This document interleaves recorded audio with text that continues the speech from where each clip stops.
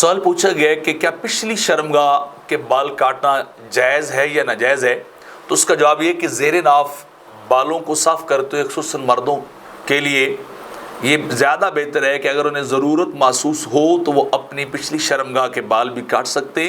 تاکہ جب کبھی استنجا کرنے کی ضرورت ہو، اس طرح کا معاملہ ہو پتھر وغیرہ کے ساتھ یا ڈیلے وغیرہ کے ساتھ، تو ایسا نہ ہو کہ وہ کپڑے یا جسم جو ہے وہ آلودہ ہو جائے اور نجاست جو ہے وہ رہ جائے اور انسان کی طہارت کے مسائل کا جو ہے مسئلہ پیدا ہو جائے اس کے لیے۔ تو زیادہ بہتر یہ ہے کہ انسان کو اگر ضرورت محسوس کرتا ہے تو وہ اپنی پچھلی شرمگاہ کے بال بھی کاٹ سکتا ہے۔ فتاوی شامی کے اندر ہے کہ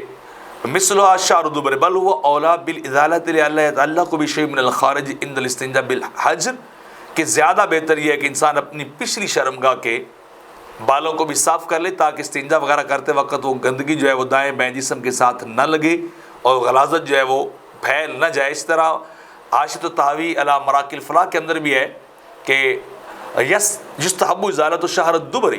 خوف من ان یعلق به شیء من النجاسۃ الخارجہ فلیتمکن من ازالۃ بالاستجمار، کہ بہتر یہ ہے کہ انسان یعنی میل حضرات مرد حضرات جو ہیں وہ اپنی پچھلی شرمگاہ کے بالوں کو بھی صاف کر لیں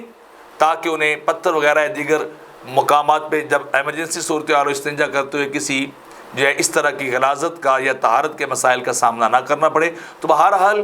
شریعت کے اندر یہ جائز ہے، اگر آپ ضرورت سمجھتے ہیں کسی بھی وجہ سے تو آپ اپنی جو ہے وہ پچھلی شرمگاہ کے بالوں کو بھی صاف کر سکتے ہیں۔